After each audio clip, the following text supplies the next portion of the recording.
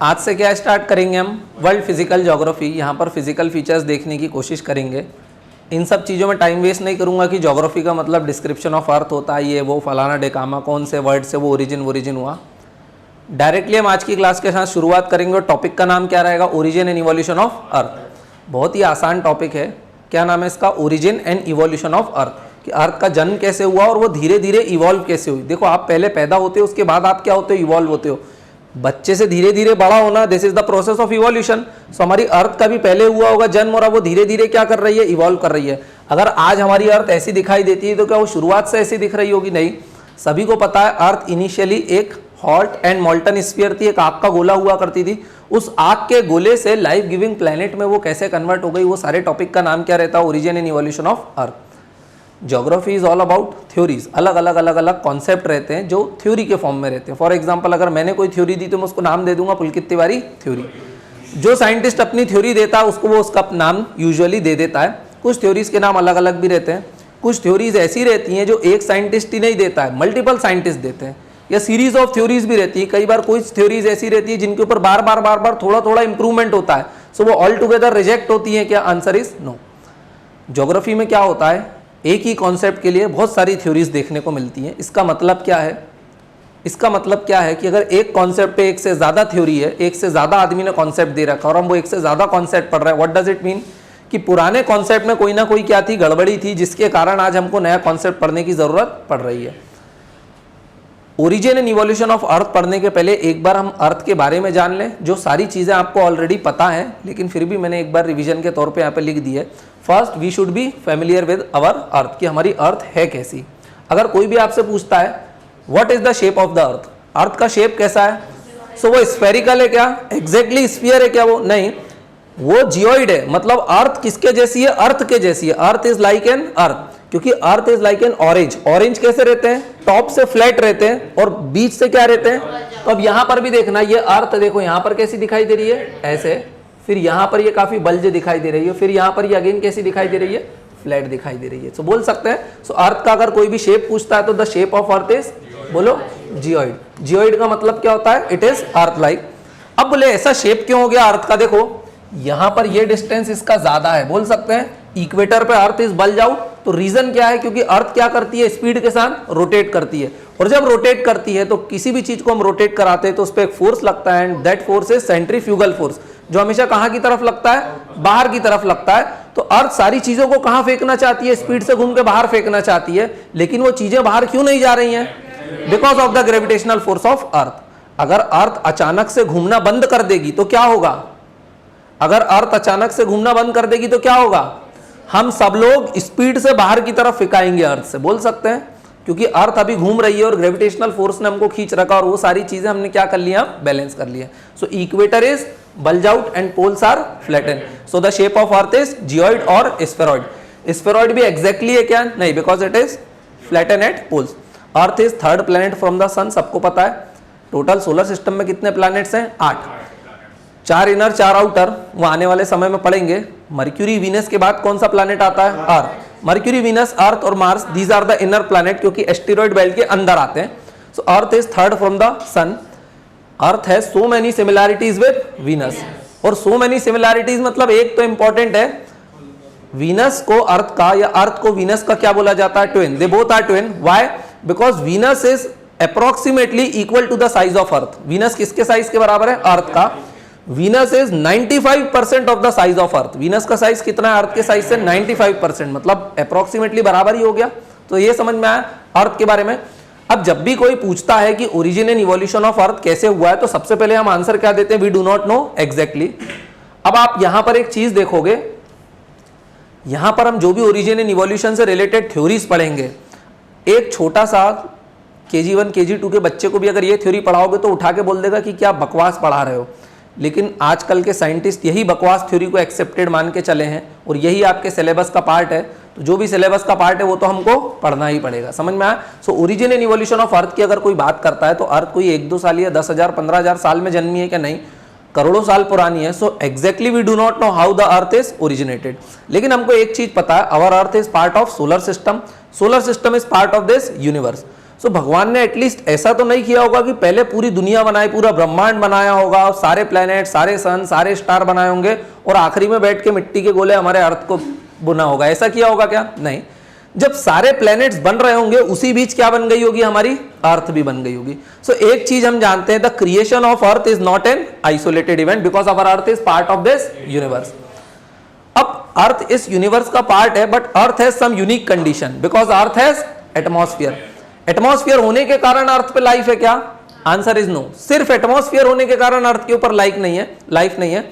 देखो अर्थ पे एटमॉस्फेयर है, हाँ है, लेकिन जो आउटर प्लैनेट है ना, जुपिटर, सैटर्न, यूरेनस, नेपच्यून, इन पे तो बहुत थिक एटमॉस्फेयर है। क्या बोल रहा हूं मैं? बहुत थिक एटमॉस्फेयर है। अर्थ का एटमॉस्फेयर कैसा है? बड़ा थिन है, बोल सकते हैं ना। इवन हम स्टार्स को भी देख सकते हैं क्योंकि अर्थ का एटमॉस्फेयर कैसा है? बहुत थिन है। सन का एटमॉस्फेयर कैसा है? बहुत थिक है, बहुत ज्यादा गैसेस है। What is atmosphere? एटमॉस्फेयर का मतलब क्या होता है? Atmosphere is a mixture of different gases. वो गैसेस कोई भी हो सकती है। हमारी अर्थ में 78% नाइट्रोजन, 21% ऑक्सीजन, 0.93% आर्गॉन, 0.003% CO2 और उसके बाद और भी बहुत सारी माइन्यूट गैसेस हैं। पर हमारी अर्थ में जो एटमॉस्फेयर है वो एक ऐसे यूनिक कंडीशन में जो गैसेस हैं वो ऐसे मिक्स हुई हैं जिसके कारण क्या पॉसिबल हो पा रही है? लाइफ। एटमॉस्फेयर अदर प्लैनेट्स पे भी है, एटमॉस्फेयर तो सन के ऊपर भी है, लेकिन वहां पर लाइफ है क्या? Answer is no. अब नो भी नहीं बोल सकते हैं, ये तो ये थ्योरीज बोलती है answer is no. Actually we do not know whether there is life on the other planets और नॉट। हो सकता है हम उन लाइफ फॉर्म को अपनी इन आंखों से ना देख पाते हो, बोल सकते हैं। फॉर एग्जाम्पल चंद्रमा, रिलीजियस स्क्रिप्चर्स में क्या बोलता है? वो एक चंद्रलोक है। चंद्रलोक पे भी लोग रहते हैं, देवता रहते हैं, because it is at the higher elevation. Earth को क्या माना गया? बोले हमारे रिलीजियस सिस्टम में भी क्या है? प्लैनेटरी सिस्टम्स दिए हुए हैं। बोले अर्थ है, अर्थ से नीचे भी बहुत सारे लोग हैं, अर्थ से ऊपर भी लोग हैं। अर्थ के ऊपर कौन सा लोक आता है? बोले चंद्रलोक। अगर हम चंद्रमा पे जाते हैं और हमको वहां पर कुछ नहीं दिखाई देता, इसका मतलब एक ये चीज भी हो सकता है कि हम अपनी इन आंखों से नहीं देख पा रहे हैं, बोल सकते हैं। वहां पर हो सकता है लाइफ फॉर्म हो, लेकिन इस बॉडी के साथ हम उन लाइफ फॉर्म्स को नहीं देख सकते क्योंकि वो चंद्रलोक है। समझ में आया? So earth has unique life, unique condition which are responsible for the life. Earth के अंदर और क्या है? वाटर है। एंड सबसे इंपॉर्टेंट, अर्थ पे हैबिटेबल टेम्परेचर है। टेम्परेचर कैसा है? हैबिटेबल। ना बहुत ज्यादा ठंडा है ना बहुत ज्यादा गर्म है। तो एक्सट्रीम टेम्परेचर है क्या अर्थ के ऊपर? एक्सट्रीम का मतलब होता है या तो बहुत ठंडा है या तो बहुत गर्म। प्लूटो पे लाइफ क्यों नहीं है? बोले बहुत ठंडा है। सन पे लाइफ क्यों नहीं है? बहुत गर्म है। अर्थ पे लाइफ क्यों है? बोलो मॉडरेट टेम्परेचर है, बढ़िया तरीके से टेम्परेचर है, that's why we have life. So कुछ यूनिक कंडीशंस के कारण अर्थ पे लाइफ है, ना सिर्फ एटमॉस्फेयर के कारण लाइफ है। अगर कोई आपसे पूछे कि अर्थ का इंटीरियर कैसा है, तो क्या अर्थ एक सिंगल पत्थर है? नहीं, अर्थ इज वेरी लार्ज। सो बोले अर्थ का शेप कैसा है? बोले अर्थ का इंटीरियर कैसा है? तो you can call it a layered structure. Earth में क्या है? बोले लेयर्ड स्ट्रक्चर। अर्थ में 3 लेयर है। सबसे बाहरी लेयर को हम क्या बोलते हैं? क्रस्ट। फिर ये क्या है? दूसरा मेंटल। और फिर ये नीचे क्या है? कोर। कोर भी 2 पार्ट में, this is inner core and this is outer core, है ना। ये मेंटल है और फिर ये क्रस्ट है। हम लोग किसके ऊपर रहते हैं? We live on the crust. So earth is not like a single rock. Earth has layered structure and it has 3 layers, crust, mantle and core. Interior of earth में इन लेयर्स को भी क्या करेंगे अपन? काफी डिटेल में पढ़ने की कोशिश करेंगे कि क्रस्ट भी 2 फॉर्म में होते हैं। जहां ओशियन है उसको बोलते हैं ओशियनिक क्रस्ट, जहां कॉन्टिनेंट है जिस पर हम पढ़े उसको कॉन्टिनेंटल क्रस्ट। मेंटल भी 3 होते हैं, अपर मेंटल जिसको हम बोलते हैं एस्थेनोस्फीयर, इंटरमीडिएट मेंटल और लोअर मेंटल। कोर भी 2 टाइप के होते हैं, इनर कोर और outer core. Inner core solid है, आउटर कोर फ्लूइड है ना। क्रस्ट कैसा है? सॉलिड है। मेंटल कैसा है? सॉलिड है। समझ में आया? सो सबके शेप वगैरह कौन से स्टेट में है, वो सारी चीजें भी हम कहां पढ़ेंगे? इंटीरियर ऑफ अर्थ में। अभी तो हमको क्या पढ़ना है? Origin and evolution of earth. अब देखना कितना आसान टॉपिक है। नाम क्या है? ओरिजिन एंड इवोल्यूशन ऑफ अर्थ। आज के समय जो थ्योरी हम पढ़ते हैं उसका नाम है द बिग बैंग थ्योरी, या जिसको बोलते हैं एक्सपांडिंग यूनिवर्स हाइपोथेसिस। क्या बोलते हैं उसको? बिग बैंग थ्योरी या फिर एक्सपांडिंग यूनिवर्स हाइपोथेसिस। ये तो हम आज के समय पढ़ते हैं। आदमी तो हजारों लाखों साल से रह रहे हैं, हजारों लाखों साल से वो कोई ना कोई कॉन्सेप्ट हमको दे रहे होंगे, वो बताना चाहते होंगे कि अर्थ का ओरिजिन एंड इवोल्यूशन कैसे हुआ। तो हमारे पास कुछ थ्योरीज हैं, हम उसको 2 पार्ट में डिवाइड करते हैं, early theories and modern theories. क्या बोलते हैं? Early theories and modern theories. Early theories मतलब जो बहुत पहले दी गई थी, और मॉडर्न थ्योरी मतलब जो आज दी गई है। अब एक बात ध्यान रखना है, इसमें कहीं भी इंडियन थ्योरीज के बारे में बात नहीं करी गई है, because geographer do not accept Indian theories, है ना। अब वो क्यों नहीं करते हैं? उनकी थ्योरी और ज़्यादा बकवास है। अभी आपको पढ़ने के बाद समझ में आ जाएगा कि ये बेवकूफ़ क्या बातें करते रहते हैं, और हम लोगों को कोर्स में भी डलवा दी गई हैं यही सारी थ्योरीज। अब ये जो पुरानी थ्योरीज हैं एनसीईआरटी में इनके नाम दिए हुए हैं, इनके बारे में डिटेल देना वो लोग भूल गए, पर मैं बता देता हूँ, डिटेल्स बड़े आसान है। पहले थ्योरी के नाम देखें। पहले का नाम क्या है? प्लैनेटेसिमल थ्योरी। किसने दी थी? कैम्बरलिन एंड मोल्टन। दूसरी का नाम क्या है? Tidal hypothesis. तीसरा कैप्चर हाइपोथेसिस, और फिर बाइनरी स्टार हाइपोथेसिस। फोर्थ का नाम तब भी बताने की कोशिश कर रहा है कि ये किसके बारे में बात कर रहे हैं। So all these 4 theories talks about initial star, उसको हम क्या बोलते हैं? प्रोटोसन एंड अ कंपेनियन स्टार। अब देखें इन थ्योरीज के अकॉर्डिंग यूनिवर्स का ओरिजिन कैसे हुआ। तो ये 2 सन के बारे में बात करते हैं। कितने स्टार्स के बारे में बात करते हैं? 2 स्टार के बारे में बात करते हैं। इनिशियल स्टार जिसको क्या बोलते हैं? प्रोटोसन, और दूसरे को क्या बोलते हैं? कंपेनियन स्टार या फिर प्रोट्रूडिंग सन। अब ये थ्योरीज क्या बोलती हैं? ये बोलती हैं कि पहले एक बहुत बड़ा क्या हुआ करता था? स्टार। क्या हुआ करता था? स्टार। बहुत पुराना स्टार था, तो इसलिए हम इसको क्या बोलते थे? प्रोटोसन। क्या बोलते थे? या फिर ये पहले से एग्जिस्ट कर रहा था यूनिवर्स में। सबसे पहले क्या था? बोले अकेला ये था, तो एक और नाम इसको क्या दिया? Initial star. क्या नाम दिया? Initial star. अब ये थ्योरीज ये बताना चाहती है कि origin and evolution of universe कैसे हुआ। हमको तो क्या पढ़ना है? Origin and evolution of earth. लेकिन हमने एक चीज देखी, the origin and evolution of earth is not an isolated event. अगर अर्थ को पढ़ना है तो पहले किसको पढ़ना पड़ेगा? Universe, because earth is part of universe. तो जब यूनिवर्स का ओरिजिन एंड इवोल्यूशन हो रहा होगा तब अर्थ का भी ओरिजिन एंड इवोल्यूशन हो गया होगा। तो ये थ्योरी बोलती है कि पहले क्या हुआ करता था? एक स्टार जो बहुत पुराना था, तो उसको बोला प्रोटोसन या फिर इनिशियल स्टार। लेकिन फिर ये मूर्ख बताना भूल गए कि ये सन कहां से आया। ये क्या बता रहे हैं? Origin and evolution of universe, लेकिन ये नहीं बता पा रहे कि ये सन कहां से आया, और इसको थ्योरी को हमको पढ़ा भी रहे हैं। आगे सुनो। उसके बाद ये थ्योरी क्या बोलती है? अब ये स्टार बहुत बड़ा था। क्या बोलते हैं? ये स्टार बहुत बड़ा था। कोई भी चीज बनती किससे? अगर मैं अर्थ की बात करूं, अर्थ किससे बनी हुई है? छोटे छोटे एटम से, है ना। इवन सन भी है, तो सन में भी कहीं तो कोर रहता होगा। सन में भी कहीं तो कोर होगा, हम उस कोर को देख नहीं पा रहे हैं, क्योंकि सन का एटमॉस्फेयर कैसा है? बहुत थिक है।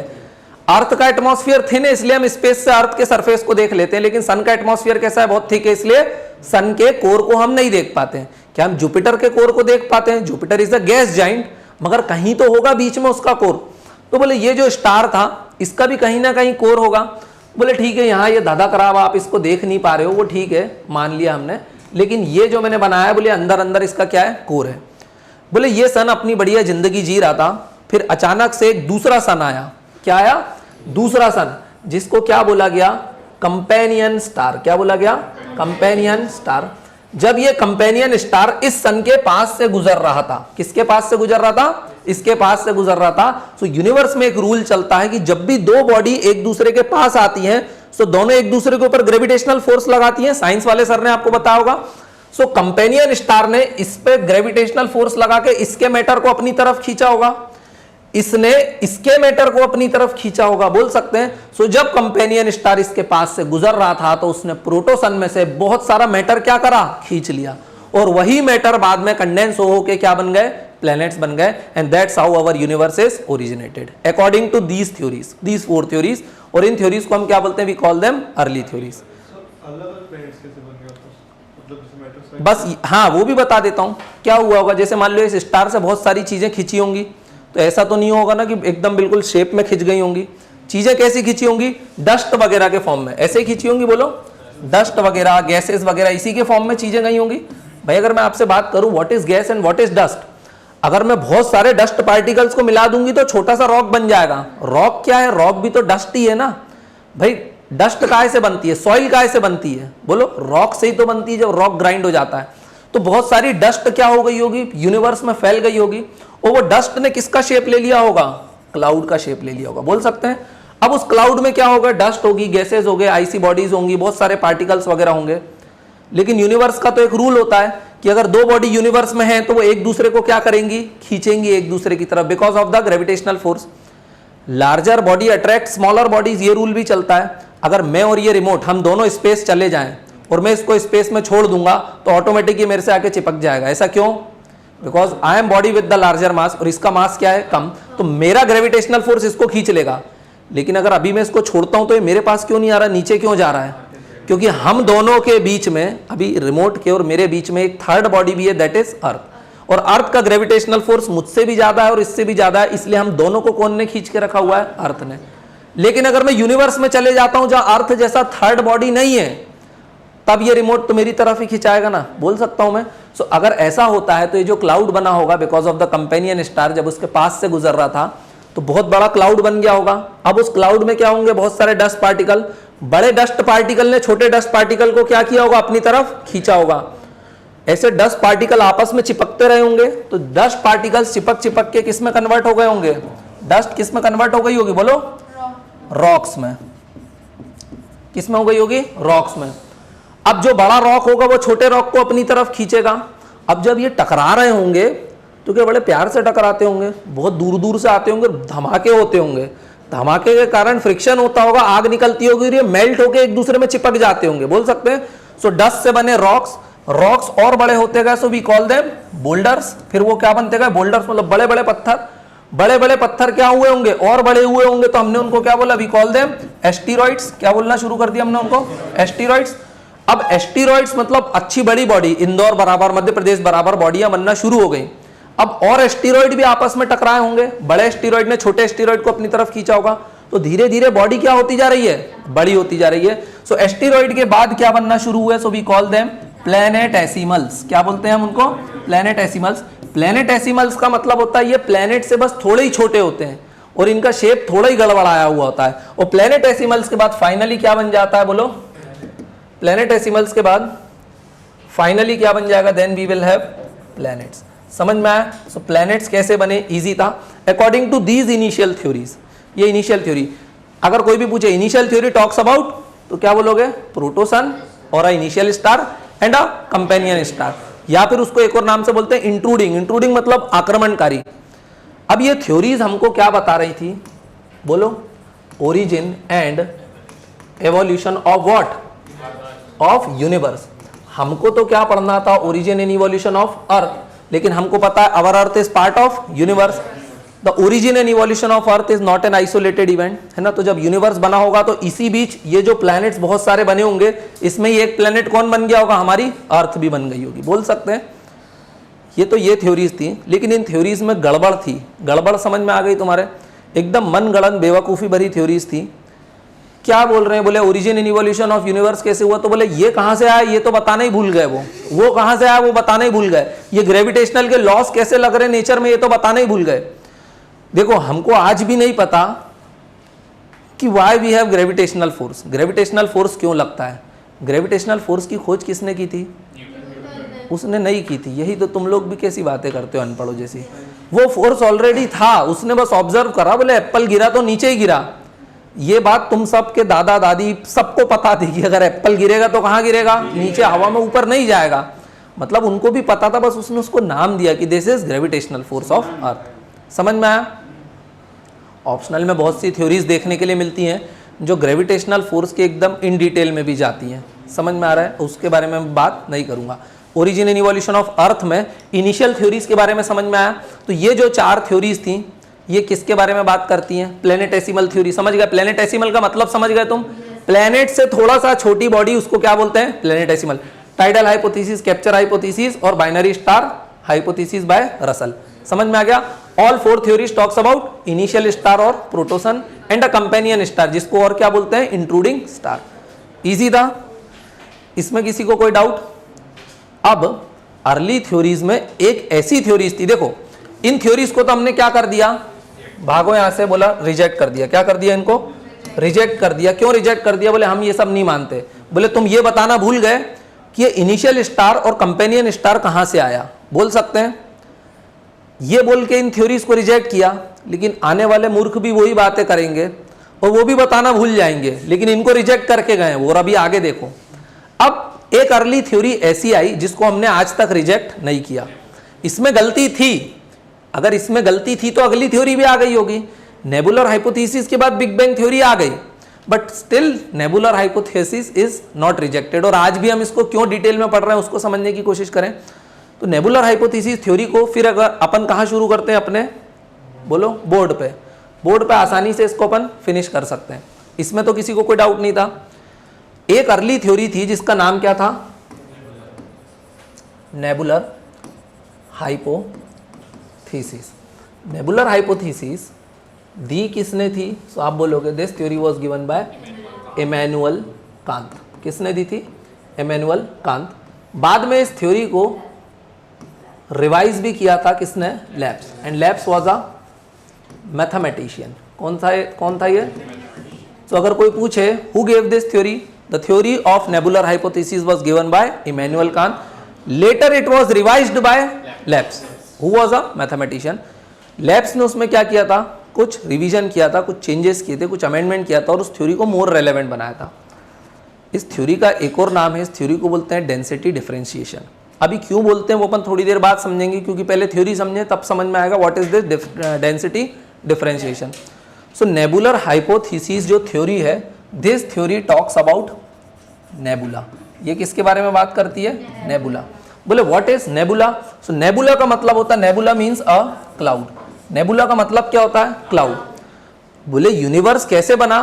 तो बोले यूनिवर्स बना नहीं, बोले प्लेनेट बने ना, स्टार नहीं बना। बोले पहले यूनिवर्स में क्या हुआ करता था? एक बहुत बड़ा क्लाउड।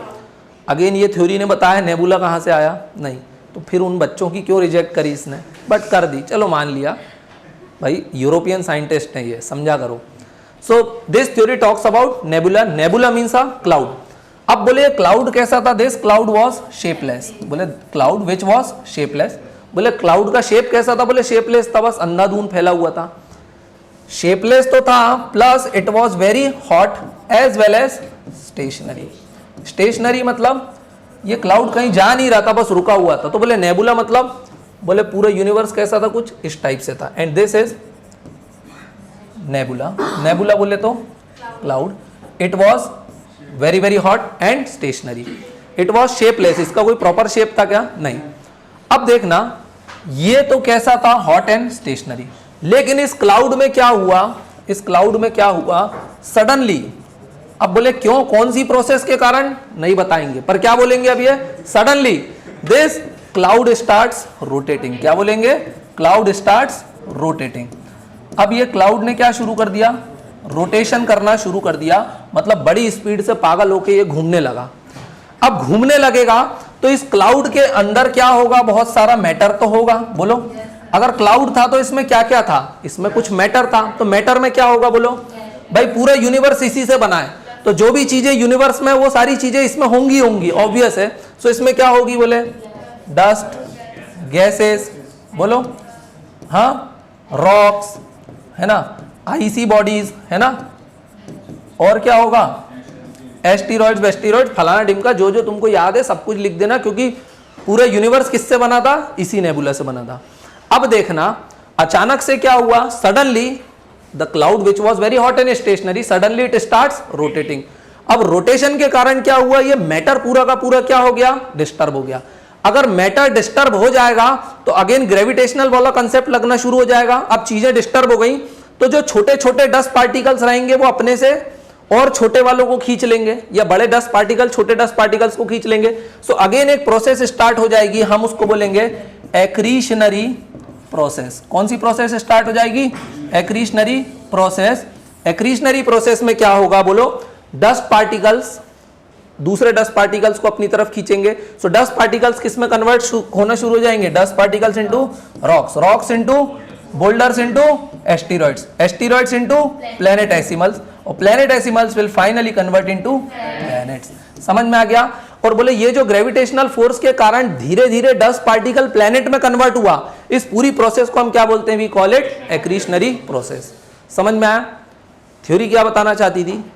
अर्ली थ्योरीज थी, इसलिए अर्ली थ्योरी वाली बात कर दी इसने। बोल सकते हैं अर्ली थ्योरीज भी तो कुछ यही बता रही थी, बस उन्होंने इसको नाम नहीं दिया था कि ये जो डस्ट पार्टिकल प्लैनेट्स में पूरा चेंज हो रहे हैं, बोले इसने इसको नाम दे दिया। क्या नाम दे दिया? Accretionary process. आसान है। What is accretionary process? Accretionary process का मतलब होता है matter get drawn together to form a larger body, है ना। अब बोले सारे प्लैनेट्स गोल ही क्यों होते हैं? ये रेक्टेंगल भी हो सकते थे, भगवान की मर्जी थी। भगवान राम चाहते तो इनको चौखोट बना देते, त्रिकोण बना देते, कैसे भी बना देते, बट व्हाई स्फीयर? बोले क्योंकि स्फीयर एक ऐसा शेप है, सबसे कम एरिया में सबसे ज्यादा मैटर को अगर आपको रखना है तो आप किस में रखोगे उसको? स्फेरिकल में। लेकिन हमारी अर्थ स्फेरिकल है क्या? अवर अर्थ इज जियोइड और स्फेरॉइड नॉट एग्जैक्टली स्फेरिकल, तो उसके पीछे रीजन है because our earth rotates and because of centrifugal force equator is bulge out and poles are flatten. समझ में आया? So what is this? Nebular hypothesis. अब nebular hypothesis तो कौन सी थ्योरी थी? अर्ली थ्योरी थी। नेबुलर हाइपोथेसिस में कुछ ना कुछ कमियां भी थी। अगर ये अर्ली थ्योरीज एकदम परफेक्ट होती तो इसको रिजेक्ट करते क्या? इसके बाद बिग बैंग थ्योरी आई, इसका मतलब इसमें कोई ना कोई गलती थी। तो बोले इसमें गलती क्या थी? गलती वही थी, बोले जैसे वो लोग किसकी बात कर रहे थे अर्ली वाले, प्रोटो स्टार, कंपेनियन स्टार, पर कहां से आया वो नहीं बता पा रहे थे। Modern scientist doubt about this nebula. बोले हमको आपकी थ्योरी में कोई गड़बड़ नहीं लग रही, बोले हमको लेकिन डाउट है कि नेबुला था कि नहीं। अगर नेबुला ही नहीं था तो फिर पूरी थ्योरी बची क्या? नहीं। तो इसका मतलब उन्होंने क्या बोला? We doubt your theory. बोले ऐसा कुछ भी नहीं हुआ है। बोले आप मन से बत्तियां देना बंद कर दो कमरे में बैठ के। बोले ऐसा ना कोई क्लाउड था, ना कोई एक्रीशनरी प्रोसेस हुई, ना डस्ट से प्लैनेट्स बने, आप सब बकवास कर रहे हो। बोले कंप्लीटली हम आपकी थ्योरी को क्या करने वाले हैं? रिजेक्ट। बट रिजेक्ट तो बाकी अर्ली थ्योरीज को भी करा। कोई 4-5 ही थ्योरीज आई होंगी क्या? हजारों लोगों ने हजारों कॉन्सेप्ट दिए होंगे, लेकिन हम आज भी नेबुलर हाइपोथेसिस को ही क्यों पढ़ते हैं? Because it explains the layered structure of earth. Earth में 3 लेयर्स थी, अभी अपन ने देखी कौन कौन सी? क्रस्ट, मेंटल और कोर, 3 लेयर्स थी। सो बोले लेयर्स आई तो लेयर्ड स्ट्रक्चर बना होगा अर्थ में। तो बोले लेयर्ड स्ट्रक्चर को आज भी कौन एक्सप्लेन करता है? Nebular hypothesis. सो नए साइंटिस्टों ने इस थ्योरी को एक्सप्लेन कर लिया, लेकिन इसका लेयर्ड स्ट्रक्चर का कॉन्सेप्ट रख लिया। अब इससे उन्हीं के दिमाग पे प्रश्न चिन्ह लग जाता है कि अगर तुमने पूरी थ्योरी रिजेक्ट कर दी तो फिर उसके एक्रीशनरी प्रोसेस के मेन कॉन्सेप्ट को कैसे यूज कर लिया। अब देखें कि लेयर्ड स्ट्रक्चर को कैसे ये थ्योरी एक्सप्लेन करती है। This theory explains the layered structure of earth. So इसीलिए इस नेबुलर हाइपोथेसिस को क्या बोल रहा हूं मैं? इस नेबुलर हाइपोथेसिस को एक और नाम से जानते हैं, we call it density differentiation. क्या बोलते हैं? Density differentiation of earth. अब बोले लेयर्ड स्ट्रक्चर कैसे बना? तो बोले अर्थ कैसे बनी? बोले बताओ। पहले प्लैनेट कैसे बना? डस्ट, डस्ट के बाद क्या हुआ? रॉक्स, फिर बोल्डर्स एस्टेरॉइड, एस्टेरॉइड प्लैनेटेसिमल, और फाइनली क्या बन गए? प्लैनेट्स। अब बोले जब ये प्रोसेस हो रही थी तो ये आपस में जब टकरा रहे होंगे एक दूसरे के साथ तो बहुत ज्यादा क्या जनरेट हो रही होगी? हीट। आज भी ऐसे ही होता है ना, कोई मीटियोर कहीं किसी से कोई बॉडी टकराती है तो क्या जनरेट होती है? बहुत सारी हीट। हीट होने के कारण मान लो 2 रॉक आपस में टकराए। एक रॉक ये था, दैट इज रॉक 1, एक रॉक ये था, दैट इज रॉक 2। कौन किसको अपनी तरफ खींचेगा? रॉक 2 1 को अपनी तरफ खींच लेगा, तो रॉक 1 किस में जाके चिपक जाएगा? रॉक 2 में। लेकिन जब ये उससे टकराएगा तो बड़ा धमाका होगा, धमाके के कारण क्या होगी? हीट निकलेगी। हीट निकलने के कारण अब ये दोनों बॉडी एक ही बॉडी बन जाएगी, जिसको हम क्या बोल देंगे? रॉक 1 2, है ना? दोनों मिक्स हो गई और एक बड़ी बॉडी बन गई, बोल सकते हैं हम। लेकिन जब ये बड़ी बॉडी बनी होगी तो ये गर्म हो गई होगी, है ना? काफी हीट हुई होगी। सो ये एक मोल्टन स्फीयर बन गया होगा, बोल सकता हूं मैं। क्या बन गया होगा? एक मोल्टन स्फीयर। स्फीयर या जो भी इसका शेप होगा, रेक्टेंगल फैक्टेंगल, पर बोले एक आग का डब्बा, गोला, जो बोलना है वो बन गया होगा। अब देखना, कोई भी चीज मोल्टन फॉर्म में है मतलब वो फ्लो करेगी। मोल्टन चीजें क्या करती हैं? फ्लो करती हैं। So because of heat matter क्या कर रहा होगा? फ्लो कर रहा होगा। अब मुझे एक चीज तुम बताना कि अगर मैं 2 चीजों को मिक्स करता हूं, for example if I mix water with petrol, what will happen? एक टैंकर है, अगेन ये एक बहुत बड़ा टैंकर है, इसमें मैंने क्या भर रखा है? बोलो। पेट्रोल भर रखा है। इसमें मैंने क्या भर रखा है? पेट्रोल। लेकिन इसमें मैं एक बूंद क्या डाल देता हूं? पानी। तो वो पानी की बूंद कहां जाएगी? इतना पेट्रोल भरा है लेकिन वो पानी की बूंद फाइनली कहां जाएगी? नीचे। क्यों आ जाएगी नीचे? Because water is denser then petrol, बोल सकते हैं। सो जिसकी डेंसिटी ज्यादा है वो कहां जाता है? जिसकी डेंसिटी कम है वो कहां आता है? ऊपर। मान लो पेट्रोल जरा सा था नीचे और अब पानी भर दिया, तो पूरा पेट्रोल कहां जाएगा? पानी के ऊपर, because petrol has less density. So जब ये प्लैनेट्स एक दूसरे से, सॉरी ये बड़ी बड़ी बॉडीज या प्लैनेट्स या जो भी है, एस्टेरॉइड्स वगैरह, रॉक्स वगैरह, जब ये एक दूसरे से टकराए होंगे तो क्या हुआ होगा? बहुत ज्यादा हीट जनरेट हुई होगी। सो इनका शेप मान लो कुछ ऐसा है, बोल सकते हैं। अब इनमें बहुत सारे मिनरल्स होंगे, किसी की डेंसिटी ज्यादा होगी, किसी की डेंसिटी कम होगी। फॉर एग्जाम्पल इसमें कौन से मिनरल थे? बोले इसमें आयरन था, इसमें एल्यूमिनियम था, अर्थ में भी ये सब है। हाँ, इसमें निकल था, और क्या था इसमें? बोलो। ऑक्सीजन था, है ना? सिलिकॉन था, है ना, Cr लिख, अभी सिर्फ SI लिख देता हूं। मैग्नीशियम था, अब देखना इसमें जिसकी डेंसिटी ज्यादा होगी वो कहां जाएगा, नीचे, मींस टुवर्ड्स द सेंटर, बोल सकते हैं। सो बोले भारी कौन था, सो बोले आयरन बहुत भारी था, फिर निकल बहुत भारी था। सो ये आयरन और निकल कहां चले गए, तो निकल को Na और आयरन को Fe, तो बोले निकल और आयरन कहां चले गए, बीच में। बोले एल्यूमिनियम बड़ा हल्का था तो एल्यूमिनियम कहां पर आ जाएगा, क्रस्ट में। सिलिका बड़ा हल्का था तो सिलिका कहां जाएगा, क्रस्ट पे। मैग्नीशियम बड़ा हल्का था तो मैग्नीशियम कहां जाएगा, क्रस्ट पे। ऑक्सीजन बड़ा हल्का था तो ऑक्सीजन कहां जाएगा, क्रस्ट पे, है ना। अब एक और मिनरल होता है, वी कॉल इट ऑलिवाइन, अभी आगे वाली क्लास में पढ़ेंगे। ऑलिवाइन इससे हल्का था और इनसे भारी था, तो वो कहां जाएगा, बीच में। तो ये समझ में आ रहा है। So mineral composition form a layered structure, बोले बीच में एकदम हैवी मिनरल्स, इधर मॉडरेट और इधर एकदम लाइट। अर्थ में भी कुछ ऐसा ही है, ये जो बीच में है इसको हम क्या बोलते हैं, वी कॉल इट मेंटल, अंदर वाले को और ऊपर वाले को crust. So how this theory explains the layered structure of earth, समझ में आ रहा है। So why this theory is still relevant, because this theory explains the layered structure of earth.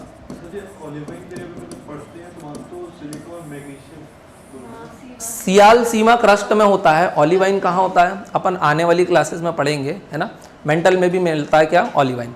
Olivine कोई एक मिनरल नहीं है ऑक्सीजन इनके जैसा, it is group of minerals. Mineral का मतलब ही होता है ग्रुप ऑफ एलिमेंट, जैसे iron is a element, aluminium is a element, nickel is a element, iron is a element, लेकिन दो को मिक्स कर दिया, नाइफ इज अ मिनरल। और जब मिनरल का कंपोजिशन बड़ा अड़म धड़म हो गया, आप बता नहीं सकते कौन कितनी क्वांटिटी में, तो हम उसको क्या बोलते हैं, we call it rock, mechanical aggregates of minerals. आने वाली क्लासेस में समझेंगे। सो समझ में आया what is layered structure of earth, how this theory explains the layered structure of earth.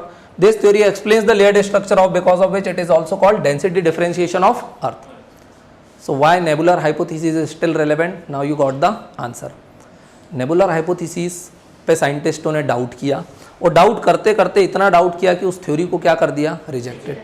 So nebular hypothesis was rejected, it was an one of the earlier theories, उसको reject करा तो अब नई थ्योरी देना पड़ेगी। आफ्टर नेबुलर हाइपोथेसिस एक नई theory आई, क्या नाम था उसका, the theory of big bang. क्या बोला उसको, the theory of big bang, या फिर उसको एक और नाम से जानते हैं, बिग बैंग थ्योरी, या फिर बिग बैंग हाइपोथेसिस। हाइपोथेसिस का मतलब ही क्या होता है, थ्योरी। इस थ्योरी को एक और नाम से जानते हैं, इसका एक और नाम क्या है, एक्सपांडिंग यूनिवर्स हाइपोथेसिस। इस थ्योरी का एक और नाम क्या है, expanding universe, expanding universe theory नहीं, हाइपोथेसिस लिख देता हूँ, hypothesis.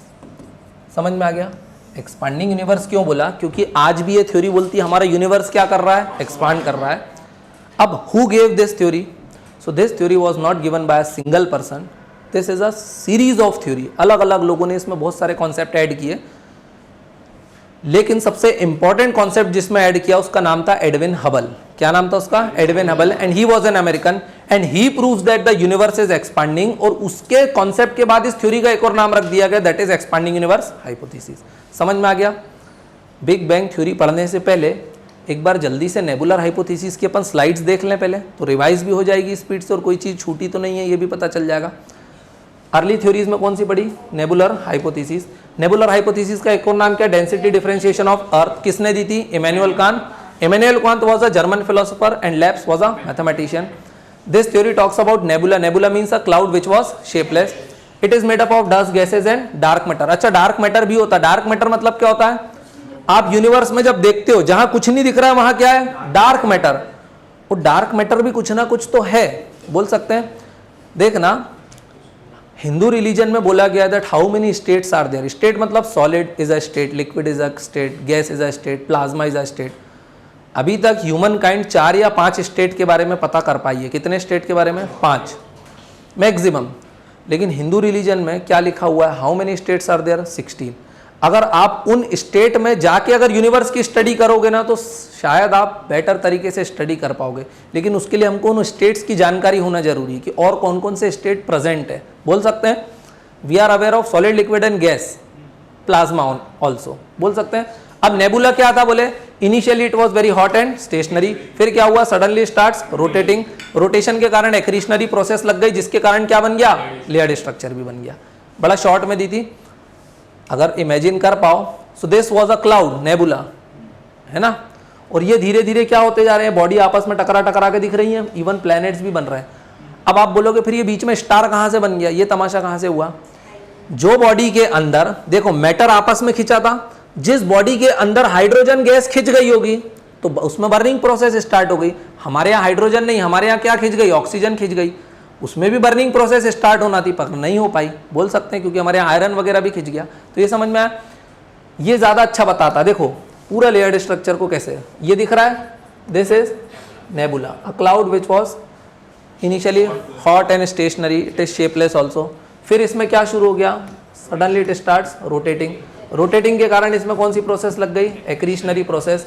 एक्रीशनरी process gave rise to the formation of, पहले क्या बने, प्लैनेटेसिमल्स, और फिर लास्ट में क्या बन गए, नाउ वी हैव प्लैनेट्स। और स्टार कैसे बने, तो ये थ्योरी बोलती है star is also a planet बस but which is made up of hydrogen and helium. उसमें हाइड्रोजन और हीलियम थी जिसके कारण उसमें क्या लग गई, आग लग गई। समझ गए। ऐसे कई आपको इमेजिनरी इनके प्रॉपर पिक्चर्स वगैरह दिखते रहेंगे, मगर ये पिक्चर जो है इस नेबुलर हाइपोथेसिस को बेस्ट तरीके से एक्सप्लेन कर देता है। बड़ा आसान था। मॉडर्न थ्योरी में आज कौन सी थ्योरी आई, नाम है big bang theory, most popular, most widely accepted in present day world.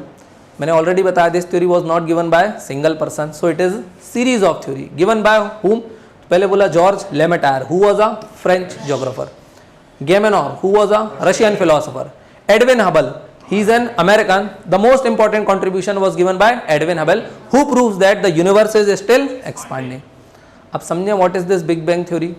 अब देखना ये थ्योरी बहुत ही वाहियात, बकवास और एकदम गलत है।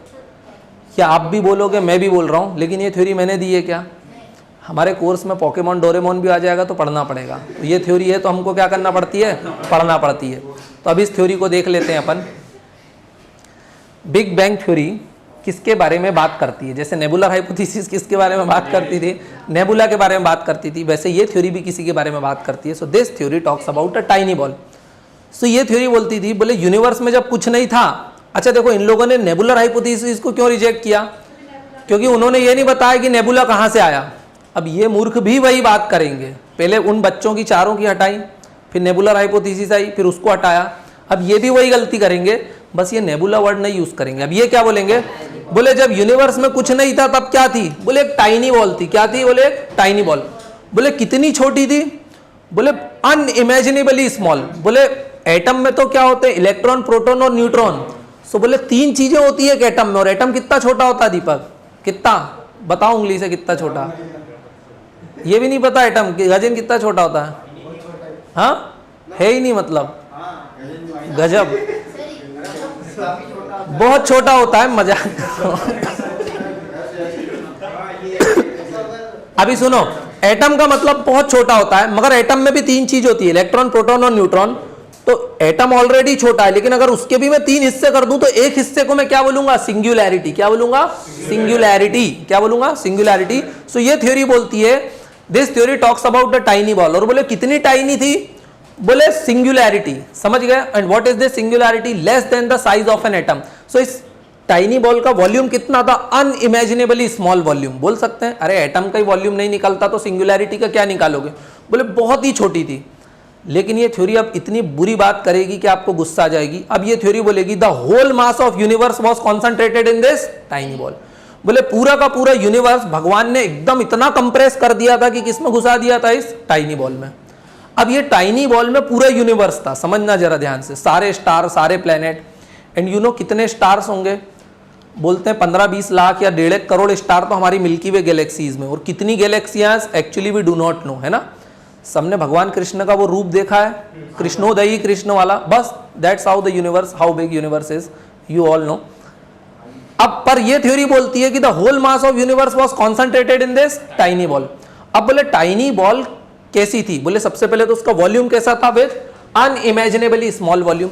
अब बोले टेम्परेचर कैसा होगा, सारे स्टार इसी टाइनी बॉल से निकले, सो इनफाइनाइट टेम्परेचर। बोल सकते हैं डेंसिटी कितनी होगी, कितनी भारी होगी, अरे बहुत भारी, क्योंकि पूरा यूनिवर्स इस टाइनी बॉल के अंदर था। So with infinite density.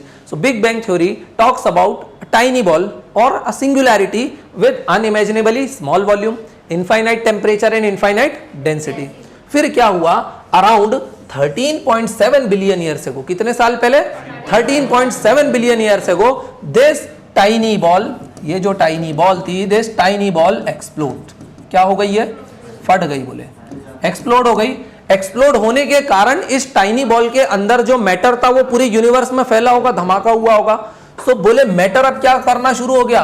फैलना शुरू हो गया, बोल सकते हैं। सो इनिशियली मैटर जब धमाका हुआ होगा तो कुछ चंद सेकंड तक बहुत दूर दूर तक फैल गया होगा। अभी भी मैटर दूर जा रहा होगा, लेकिन अब उसकी स्पीड क्या हो गई होगी? कम हो गई होगी। ऐसा ही होता है, धमाका होता है तो इनिशियली बहुत दूर जाते हैं पत्थर, फिर धीरे धीरे उनकी स्पीड क्या हो जाती? कम। सो जब टाइनी बॉल एक्सप्लोड हुई, कब हुई? बोले 13.7 बिलियन ईयर्स एगो। बिलियन बोले तो 1 बिलियन बोले तो 100 करोड़, समझ गए? अराउंड 1300-1400 करोड़ साल पहले क्या हुआ? टाइनी बॉल एक्सप्लोड हुई और इसके एक्सप्लोजन के कारण मैटर क्या हो गया? फैल गया। अब बोले मैटर फैला कैसे? अब वो भी देखते हैं। उसको अगेन कहाँ देखेंगे अपन? ब्लैंक स्लाइड पे। सो big bang theory talks about tiny ball. This tiny ball 13.7 billion years ago क्या हो गई थी? एक्सप्लोड हो गई थी। एक्सप्लोड होने के कारण इस टाइनी बॉल से क्या निकला होगा? मैटर। और मैटर ऐसा फैल गया होगा, बोलो ऐसा फैल गया होगा ना। और ये मैटर अब किस फॉर्म में फैला? So again in the form of clouds. अब बोले क्या बन रहे हैं? नेबुला। क्या तमाशा कर रहे हैं ये लोग जब से, बेवकूफ। अब ये क्या बनना शुरू हो गए? नेबुला टाइप बनना शुरू हो गया। लेकिन अब ये इसको नेबुला वर्ड यूज नहीं करेंगे, बोलेंगे बस मैटर फैल गया, बोल सकते हैं in the form of clouds. अब जब मैटर फैला होगा तो फिर एक्रीशनरी प्रोसेस शुरू हो गई होगी। एक्रीशनरी प्रोसेस तो आज भी लगती है यूनिवर्स में, हाँ। सो इन सारे क्लाउड्स में क्या शुरू हो गई होगी? एक्रीशनरी प्रोसेस। क्या शुरू हो गई होगी? एक्रीशनरी प्रोसेस। और एक्रीशनरी प्रोसेस लगती है तो किसका फॉर्मेशन हो जाता है? प्लैनेट्स का। तो बोले ये जो क्लाउड्स थे, इन्होंने इसको क्लाउड्स ना बोल के बोला गैलेक्सीज। क्या बोला? गैलेक्सीज। सो बोले बहुत सारी क्या बन गई? गैलेक्सी। एंड बोले what is a galaxy? So बोले galaxy is something which contains large number of stars. बोले गैलेक्सी के अंदर क्या रहते हैं? Large number of stars. So बोले इसमें क्या थे? ये बहुत सारे डॉट्स जो दिख रहे हैं, बोले ये सब क्या है? स्टार्स हैं। सो बोले Galaxy contain large number of star. अब बोले स्टार जो है, स्टार के अगल बगल भी बहुत सारे गैस क्लाउड्स होंगे, डस्ट होगी, ह्यूज अमाउंट ऑफ गैसेज होंगी। वो डस्ट भी एक दूसरे के साथ एक्रीशनरी प्रोसेस से चिपक रही होगी। अब देखना, एक सवाल ये उठता है, सोलर सिस्टम में सन का मास ज्यादा है या अर्थ का? सन का। तो सन अर्थ को खींच क्यों नहीं रहा है? क्योंकि भगवान ने एक रूल बनाया कि बड़ी बॉडी छोटी बॉडी को खींच लेगी, लेकिन अगर छोटी बॉडी को उसमें गिरने से बचना है तो वो क्या करे? रिवॉल्यूशन स्टार्ट कर दे। अर्थ को ये चीज समझ में आ गई। बोले सन तो क्या है? बोले मर्डर कर देगा, मार डालेगा। तरीका क्या है? बोले उसके अराउंड क्या करना शुरू कर दो? घूमना शुरू कर दो। मून को समझ में आया अर्थ मुझे खा जाएगी, तो मून ने क्या शुरू कर दिया? घूमना शुरू कर दिया। अगर आप रिवॉल्यूशन करते हो then you can overcome gravitational force also. अब बोले ये साइंटिफिक इसका कोई रीजन है क्या? हमको नहीं पता ये सब सिस्टम कैसे वर्क कर रहा है, मगर हमने बस कोई चीज को ऑब्जर्व कर ली और सीख ली कि बोले क्या हो रहा है, बोले मतलब नहीं, बस क्या करना है। तो हम भी सैटेलाइट भेजते तो वो भी क्या करती है? अगर अर्थ के ज्यादा पास है तो ज्यादा ग्रेविटेशनल फोर्स तो स्पीड से घूमेगी, दूर है तो थोड़ा स्लो घूमेगी। समझ में आया? सो जो प्लेनेट सन के जितना ज्यादा पास वो उतनी स्पीड से घूमता होगा, जो प्लेनेट सन से जितनी ज्यादा दूर वो उतना धीरे घूमता होगा। सो रिवॉल्यूशन टाइम जुपिटर का ज्यादा है या मार्स का ज्यादा है? क्योंकि वो दूर है, बोल सकते हैं। अभी मैं रिवॉल्यूशन टाइम की बात कर रहा हूं, रोटेशन की बात नहीं कर रहा हूं। समझ गए ना तुम लोग? सो बोले गैलेक्सी बनना शुरू हो गई। Galaxy contains large number of star, और स्टार के अगल बगल भी बहुत सारा मैटर होगा, और वो हो सकता है किसमें कंडेंस हुआ? छोटी बॉडीज में, उनको बोला प्लैनेट। पर वो प्लैनेट उन स्टार में ना गिर के उसके अराउंड घूमने लग गए, तो क्या बन गया? स्टार, और उसकी एक फैमिली बन गई होगी, तो उसको हम क्या बोलते हैं? Solar system. सो बहुत सारे ऐसे सन बने, बहुत सारी ऐसी गैलेक्सीज बनी। बट इस थ्योरी का एक और नाम क्या है? बोले एक्सपांडिंग यूनिवर्स हाइपोथेसिस। सो बोले यूनिवर्स एक्सपांड कैसे कर रहा है? अब ये दो गैलेक्सीज को लूं मैं, बस ये दो गैलेक्सीज को अभी छोड़ दो फिलहाल के लिए, समझ गए? अब बोले यूनिवर्स एक्सपांड कैसे कर रहा है? देखना, एक तो ये गैलेक्सी आपस में बड़ी होती जा रही हैं। क्या बोल रहा हूं मैं? गैलेक्सी बड़ी होती जा रही है, प्लस एक दूसरे से दूर भी जाती जा रही है। तो जो गैलेक्सी एक तो आपस में दूर जाती जा रही है, प्लस खुद भी बड़ी होती जा रही है। So our universe is expanding. So this theory is also known as expanding universe hypothesis. क्या नाम था थ्योरी का? Big bang theory. समझ में आई थ्योरी क्या है? अब देखना धीरे धीरे, पहले तो टाइनी बॉल अनइमेजिनेबली स्मॉल वॉल्यूम था, इनफाइनाइट डेंसिटी और इनफाइनाइट टेम्परेचर। लेकिन जब एक्सप्लोजन हुआ होगा, मैटर बहुत ज़्यादा जगह में फैल गया, तो धीरे धीरे टेम्परेचर क्या होना शुरू हो गया होगा, कम।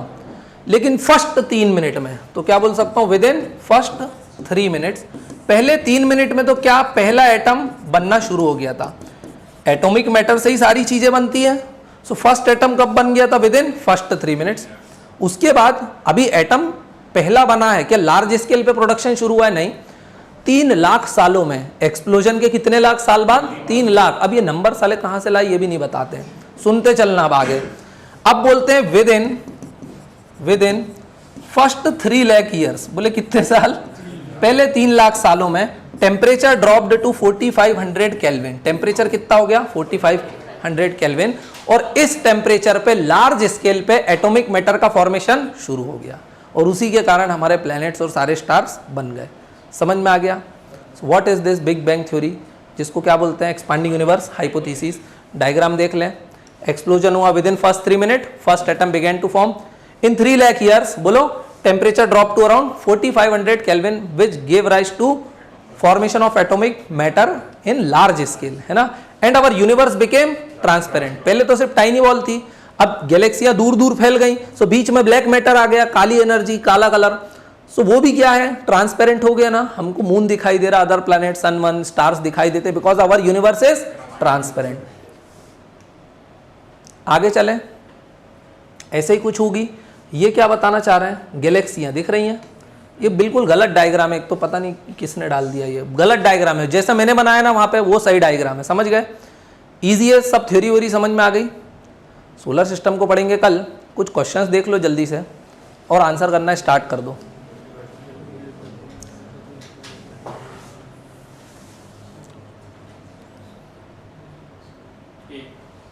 ए चलो देख लेते हैं। द एक्सपांशन क्रिएटेड बाय, देखो consider the following statement, correct पूछा है इनकरेक्ट, करेक्ट पूछा है। बहुत इजी क्वेश्चन था, केबीसी का 1000 वाला। The expansion created by big bang continues even to the present day, ये बात सही है। हाँ, आज भी प्रेजेंट डे एक्सपांशन चल रहा है। इसी कारण इस थ्योरी का एक और नाम क्या है अभिषेक, एक्सपांडिंग यूनिवर्स हाइपोथेसिस। पहला स्टेटमेंट सही है, तो पहला सही है, तो पहला कहां नहीं है, बी और डी में तो 1 है ही नहीं, मतलब बी और डी चलेगा, 50-50 पे मैं आ गया हूं। दूसरा क्या बोल रहा है, soon after the big bang, big bang के तुरंत बाद the universe became highly opaque. Opaque हो गया था क्या, वो ट्रांसपेरेंट हो गया था, यूनिवर्स बिकेम ट्रांसपेरेंट आएगा यहां पर। तो दिस स्टेटमेंट इज रॉन्ग। तो अभी और पढ़ो, पहली बात तो गलत हो ही चुका है। द यूनिवर्स बिकेम ओपेक बोल रहा है, मगर ट्रांसपेरेंट हो गया था। And temperature started rising till atmosphere was form. Temperature started decreasing, बोल सकता हूं मैं, टेम्परेचर कम हुआ था, 4500 केल्विन पे गिरा था, तभी तो एटॉमिक मैटर बना था, जिसके कारण एटमॉस्फेयर आया। बोल सकते हैं एटमॉस्फेयर मतलब मिक्सचर ऑफ गैसेस, गैसेस भी तो एटम से ही बनी है। सो सेकंड वाला रॉन्ग है, फर्स्ट वाला सही है। तो आंसर क्या हो जाएगा, 1 ओनली। समझ में। हाँ, ये डायग्राम अच्छा है बिग बैंग थ्योरी का, दिख रहा है, टाइनी बॉल फूटी और बाद में ये आदि मानव भी बन गया यहाँ पे। नेक्स्ट क्वेश्चन देख लो। नेक्स्ट क्वेश्चन है ही नहीं क्या ये भी वैसे नेबुलर हाइपोथेसिस का अच्छा एग्जांपल दिखाई दे रहा है, क्रिशनरी प्रोसेस का। समझ में आ रहा है, अच्छा है, ये इमेज अच्छी है इमेजिनेशन करने के लिए, दिख रहा है मैटर कैसे ड्रॉन हो रहा है। अच्छा एक बात बताना, हमारे एक सोलर सिस्टम की फोटो देखते हैं, आज के समय हमारा सोलर सिस्टम कुछ ऐसे ही दिखता है ना। ये प्लैनेट, ये प्लैनेट, ये प्लैनेट, ये प्लैनेट सब बन गए। अब यहां पर देखो, what is this, asteroid belt. अच्छा, एस्टेरॉयड बेल्ट किसके अराउंड घूम रहे हैं, किसी प्लैनेट के अराउंड घूम रहे हैं, सन के अराउंड, सन के अराउंड। एस्टेरॉयड बेल्ट में क्या होगा, डस्ट होगी, गैसेस होंगे, आईसी बॉडीज होगी, ह्यूज अमाउंट ऑफ, बोलो, एस्टेरॉयड्स होंगे, लार्ज क्वांटिटी ऑफ एस्टेरॉयड, छोटे बड़े एस्टेरॉयड होंगे। और वो